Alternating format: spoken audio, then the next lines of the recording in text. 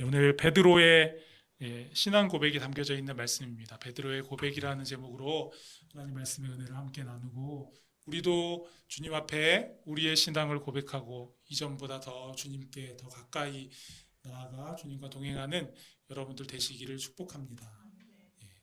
얼마 전에 수능 시험이 있었죠. 이번 수능 시험은 더 말들이 많은 것 같아요. 그렇죠?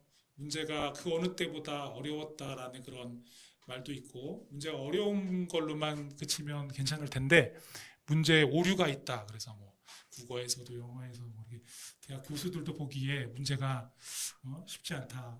짧은 시간에 풀 수 있는 문제가 아니다. 답이 없다. 뭐 여러 가지 말들이 있는 것 같습니다.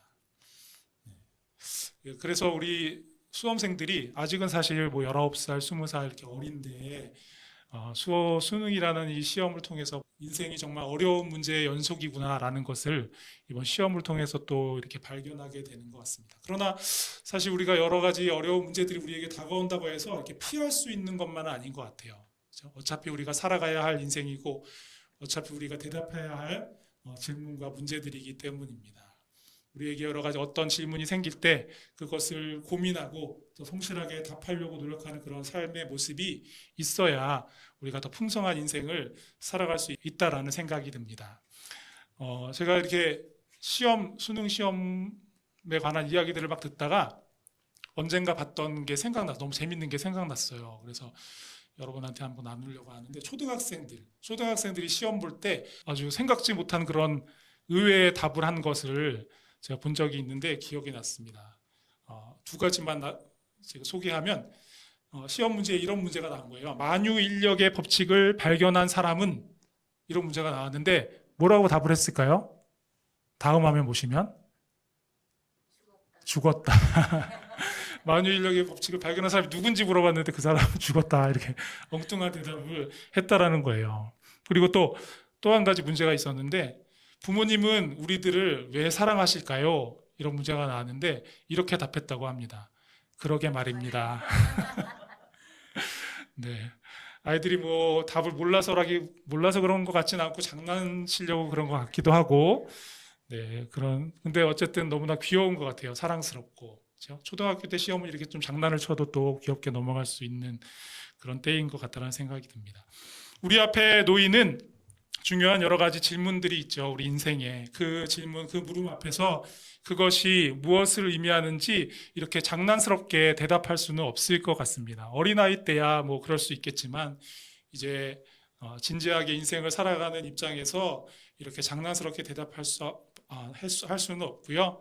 정말 진지하게 깊이 고민하고 그런 문제에 대한 답을 내야 우리 인생이 정말 잘못된 길로 걸어가지 않고 주님이 기대하시는 그런 길로 걸어가지 않을까 하는 생각이 듭니다.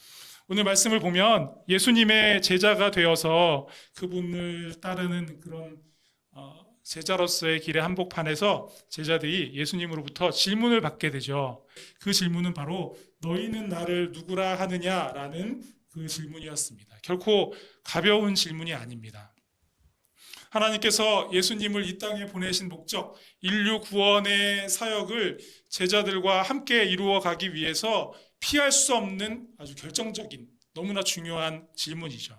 또 우리에게는 주님 다시 오실 그날까지 하나님의 뜻을 이루어가면서 복된 성도의 삶을 살아야 할 우리에게도 이것은 정말 이 질문은 피할 수 없는 질문입니다. 주님이 우리에게 오늘도 묻고 계시다라는 생각이 듭니다. 오늘 말씀을 통해서 여러분 모두 이 질문의 깊은 의미를 발견하고 또 이 물음에 온전한 대답을 할 수 있는 그래서 더욱 복된 신앙인으로서의 삶으로 나아갈 수 있는 여러분 되시기를 축복합니다. 먼저 예수님의 이 질문은 너희는 나를 누구라 하느냐라고 물으셨는데 사실 이 질문의 의미는 무엇에 초점을 두고 살아가느냐라는 그런 의미를 담고 있다라고 볼 수 있습니다. 그 이유는 예수님께서 이 질문을 하신 곳이 다른 곳이 아니라 바로 빌립보 가이사랴에서 이 질문을 하셨기 때문입니다.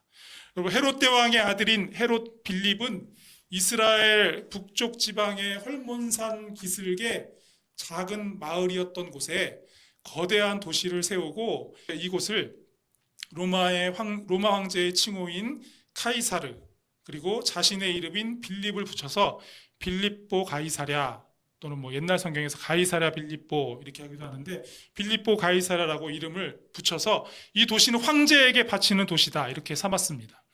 당시에 로마 제국의 영토 안에는 로마 황제의 이름을 붙인 도시가 여러 곳 있었거든요. 그런데 사실 어떤 도시를 이렇게 조성했다고 해서 아무렇게나 황제의 이름을 갖다가 붙일 수가 없었습니다. 그렇게 하기 위해서는 최소 두 가지 조건이 충족되어야 하는데요. 먼저 로마 황제의 위용에 맞는 아주 대규모 도시여야 황제의 이름을 갖다 그 도시의 이름에 붙일 수 있었고요. 또 도시의 중앙에는 로마 황제를 살아있는 신으로 숭배하는 황제의 신전이 세워져 있어야만 그 도시의 황제의 이름을 붙일 수 있었습니다. 당시에 이 빌립보 가이사라는 이런 조건을 충족하는 아주 화려한 황제의 도시였습니다. 빌립보 가이사라는 그 화려한 모습만으로도 보는 사람들에게 야, 황제의 그 힘과 괴력과 그것이 정말 대단하구나라는 것을 느끼게 해주는 그런 도시였습니다.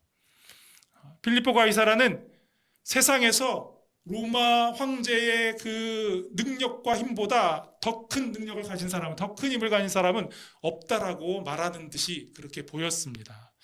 예수님께서 제자들에게 너희는 나를 누구라 하느냐 이렇게 물으셨을 때 그렇게 화려한 빌립보 가이사랴가 예수님의, 여러분 한번 상상해 보세요. 예수님 서 계신 곳 뒤로 그 화려한 빌립보 가이사랴가 쫙 펼쳐져 있었던 거죠.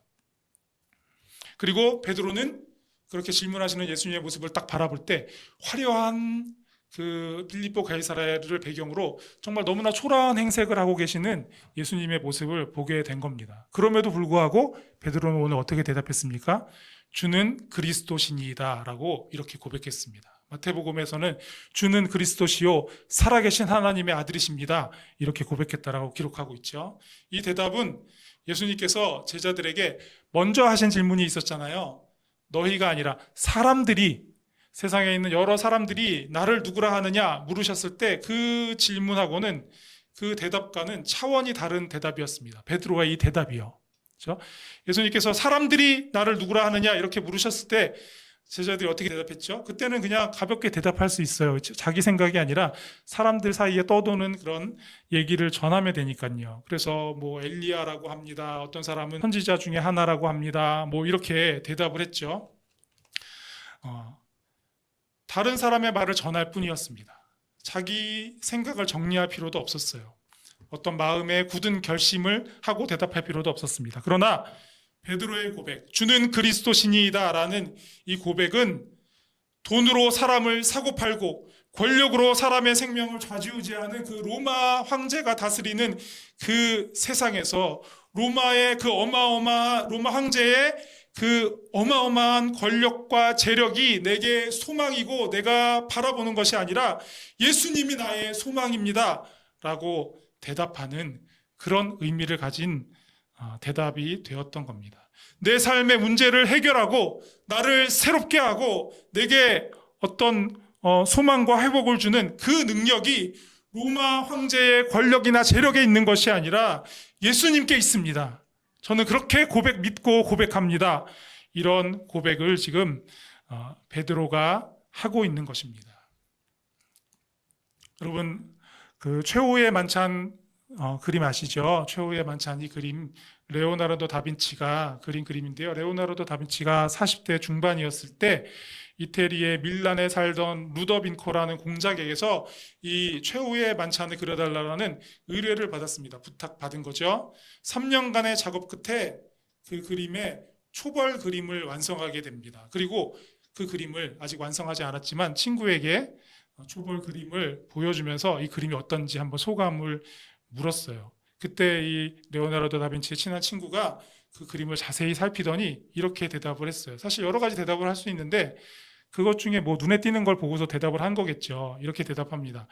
저 예수님 오른손에 들려있는 잔이 보이는데 그 잔이 너무 정말 진짜같이 사실적이고 아주 인상적이다. 그렇게 대답을 했습니다. 그랬더니 갑자기 레오나르도 다빈치가 붓을 들고 가서 그 예수님의 손에 있는 컵을 지워버렸다고 합니다. 이렇게 싹 지워서 컵이 사라지게 한 거예요. 친구가 당황하면서 깜짝 놀라서 왜 그러냐고 이렇게 질문을 했더니 레오나르도 다빈치가 이렇게 대답합니다. 아무것도 이 그림에서 예수 그리스도보다 더 중요한 것은 없어야 하기 때문이네. 이렇게 대답을 했다는 이야기가 전해 내려오고 있습니다. 그래서 여러분 최후의 만찬 그림을 다시 보시면 정말 가운데 계신 예수님에게 집중할 수 있도록 모든 그림의 구도가 예수님에게 집중할 수밖에 없는 그런 그림의 구조를 가지고 있거든요. 제자들이 로마 황제의 막대한 권력과 재력의 상징으로 세워진 그 빌립보 가이사랴 앞에 서 있었던 것처럼 우리들도 물질과 권력으로 불가능한 것이 없어 보이는 그런 세상에서 살아가고 있습니다. 수많은 사람들이 물질과 권력을 추구하고 그것을 더 많이 소유하고 가지면 정말 자랑할 것이 생겼다라고 생각하는, 그렇게 생각하면서 살아가는 이 세상에서 여러분 우리의 초점은 어디에 맞춰져 있다라고 생각하십니까? 어쩌면 우리도 의식하지 못하는 사이에 세상에 여러 좋아 보이는 것들에 우리의 눈이 향하고 있지는 않나 하는 생각을 해보게 됩니다. 로마 황제의 그 어마어마한 권력도 그리고 그 재력도 그 부도 한때였을 뿐입니다. 세월이 흐르면서 모두가 다 지나가고 사라졌습니다. 한때 대단하고 절대적인 것처럼 보였지만 모두 다 사라지고 극히 일부의 흔적만 지금 남아있을 뿐입니다. 그러나 어떻습니까? 예수님의 복음은 지금도 이 순간에도 살아 역사하면서 세상의 수많은 사람들의 상처를 회복시키고 구호하는 영혼들을 다시 살리는 능력으로 우리의 살아가는 그 현장에서 지금도 역사하고 있습니다. 사랑하는 성도 여러분, 안개처럼 사라지는 것이 아니라, 이 세상 것이 아니라 영원히 우리 곁을 떠나지 않으시는 우리 주님 예수님께 초점을 두고 오직 그분을 바라보면서 하루하루 살아가시는 여러분 모두가 되실 수 있기를 간절히 축복합니다. 또 너희는 나를 누구라 하느냐라는 이 질문은 나를 온전히 따를 수 있느냐라는 그런 의미를 담고 있는 질문입니다. 여러분이 제자들의 입장이 되어서 한번 이 질문을 받았다고 한번 생각해 보십시오. 상상해 보십시오. 사실 예수님의 질문은 제자들에게 아주 무척 당황스러운 질문이었습니다. 그럼에도 베드로는 너무나 훌륭한 대답을 한 거죠.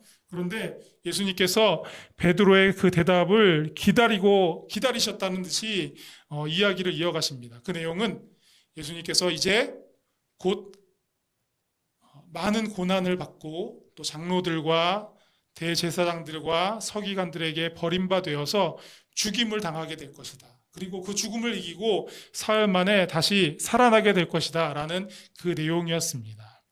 예수님의 이 말씀을 들은 베드로가 갑자기 벌떡 일어나서 흥분하죠. 그리고 예수님을 붙들고 마치 친구나 그런 동료나 아랫사람을 꾸짖듯이 말도 안 됩니다. 예수님, 절대로 그런 일은 일어날 수 없습니다. 절대로 있을 수 없는 일이고 있어서는 안 된 일입니다. 라는 그런 의미로 예수님을 만류합니다. 좀 흥분해서 그렇지 사실 여러분 생각해보면 제자로서 할 수 있는 말이고 오히려 아무 말 예수님이 고난당하시고 죽임을 당하신다는데 아무 말 없이 있는 게 더 이상하게 느껴질 수도 있어요. 그런데 예수님께서는 자신을 붙들고 항변하는 베드로를 꾸짖으면서 말씀하시죠. 사탄아, 내 뒤로 물러가라. 네가 하나님의 일을 생각하지 아니하고 도리어 사람의 일을 생각하는구나. 이렇게 말씀하십니다. 제자의 한 사람으로서 스승인 예수님께 그런 고난이 다가오는 것을 그냥 보고 넘어갈 수 없다라는 그런 의미에서 말한 것이라면 예수님께서 베드로를 사탄아 물러가라 이렇게 험한 말 하시면서 꾸짖지 않으셨을 것입니다. 그런데 예수님께서는 왜 이렇게 반응하셨을까요? 베드로는 예수님을 메시아로 또 그리스도로 구원자로 믿었습니다. 예수님께서 듣기에도 놀라울 만한 그런 고백도 했습니다. 그러나 사실 베드로가 생각하는 메시아의 모습은 따로 있었던 것이요. 많은 유대인들이 그랬던 것처럼 정말 아주 그럴싸한 멋있는 모습으로 백마를 타고 많은 사람들의 환영을 받으면서 예루살렘으로 입성해서 자기를 따른 많은 사람들과 함께 로마로부터 이스라엘 나라를 해방시켜서 하나님의 백성들로 새로운 나라를 세우는 그런 것을 예수님께서 해주시기를 꿈꿨던 겁니다. 그리고 그동안 예수님을 따라다니면서 수고했던 제자들에게는 어떤 능력 있고 힘 있는 그런 명예로운 자리를 하나씩 주는 그런 모습을 베드로는 상상을 했을 겁니다. 이것이 베드로가 메시아가 오셨을 때 자기의 앞에 펼쳐질 그런 그림이었던 겁니다. 베드로가 생각하고 기대했던 메시아의 모습에는 핍박이나 고난이나 죽음 이런 것들은 조금도 생각하지 않았습니다. 그런데 예수님께서 고난을 말하고 죽음을 말씀하고 계신 거죠. 그래서 베드로는 절대로 그런 일이 있을 수 없다라고 나는 생각한다. 예수님을 만류했던 것입니다. 그럼 베드로는 예수님을 그리스도로 믿고 있다라고 생각했죠. 나는 예수님을 메시아로 그리스도로 잘 믿고 있다라고 스스로 생각했습니다. 잘 따르고 있다라고 생각했습니다. 그러나 그가 믿은 메시아는 하나님께서 보내신 메시아가 아니라 자기가 만든 메시아였습니다. 베드로뿐만 아니라 다른 모든 제자들도 예수님 앞에 있어서 예수님을 따라 길을 걷고 있는 것, 잘 따라 걷고 있는 것처럼 그렇게 보였지만 저마다 자기들이 만든 그리스도를 따르고 있었던 겁니다. 예수님이 어디로 가시는지는 사실 관심이 없었고 예수님이 이런 길로 가시겠지, 자기의 기대가 이루어지기만을 바라고 있었던 거죠. 여러분은 베드로의 고백처럼 예수님을 그리스도로 믿는 그리스도인입니다. 여러분은 예수님을 어떻게 또 어떤 분으로 믿고 계십니까? 내가 원하는 예수님을 내 마음대로 만들고 그 예수님을 믿는 것이 물론 우리의 마음이 편하겠지만 그렇게 하고 싶은 유혹에서 벗어나서 주님을 온전히 만나는 여러분이 다 되실 수 있기를 바랍니다. 내가 주님이 이런 일을 하실 거라고, 이런 길을 걸어가실 거라고 내가 정하는 것이 아니라 주님이 걸어가시는 그 길을 잘 바라보고 따라가는 우리가 되어야 하겠습니다. 사실 우리도 그럴듯하게 포장된 욕심을 채우기 위해 살아가는 경우가 많습니다. 그리고 그 욕심을 채워줄 메시아를 그려놓고 진짜 예수님이 아닌 우리가 만든 메시아를 우리도 그렇게 믿고 있었는지 모릅니다. 그러나 과연 우리가 우리의 욕망을 채우기 위해 만든 그 메시아가 우리를 진정으로 구원하실 수 있을지, 진정으로 우리의 인생을 복되게 할 수 있을지는 우리가 정말 기도하며 진지하게 생각해 볼 필요가 있습니다. 제가 여러분과 시를 한 편 좀 나누고 싶은데요. 테레사 수녀가 적은 나를 해방시켜 주소서라는 글인데요. 이 글은 사실 되게 긴데 너무 길어서 주요 부분만 함께 읽어보면 이렇습니다. 존경받으려는 욕망으로부터, 사랑받으려는 욕망으로부터, 칭찬받으려는 욕망으로부터, 명예로워지려는 욕망으로부터, 찬양받으려는 욕망으로부터, 모멸받는 두려움으로부터, 경멸받는 두려움으로부터, 질책당하는 고통의 두려움으로부터, 비방당하는 두려움으로부터, 잊히는 두려움으로부터 나를 해방시켜 주소서. 오 주여, 우리의 마음도 당신처럼 되게 하소서. 나보다 다른 사람들이 더 사랑받게 하소서. 나보다 다른 사람들이 더 존경받게 하옵고, 주여 이런 욕망에서 벗어나도록 저에게 은총을 베푸소서. 내가 성스러워지려고 하는 것만큼 나보다 다른 사람을 더 성스럽게 하소서. 사랑하는 여러분, 우리 주님께서는 오늘도 우리에게 물으십니다. 너희는 나를 누구라 하느냐? 여러분, 이 질문 앞에서 우리가 그 무엇에도 우리의 시선, 우리의 초점을 다른 곳에 빼앗기지 않고 오직 주님만 바라보는 여러분들이 되실 수 있기를 바랍니다. 세상의 화려한 것들, 세상에 우리의 눈을 사로잡는 것들, 우리의 욕망을 빠르게 채워주고 우리를 더 행복하게 해줄 것 같은 그것을 추구하고 그것을 쫓아가는 그런 삶이 아니라 주님께 마음을 두고 더 주님께 집중하는 그러한 제자로서의 삶을 살아가시는 여러분 되시기 바랍니다.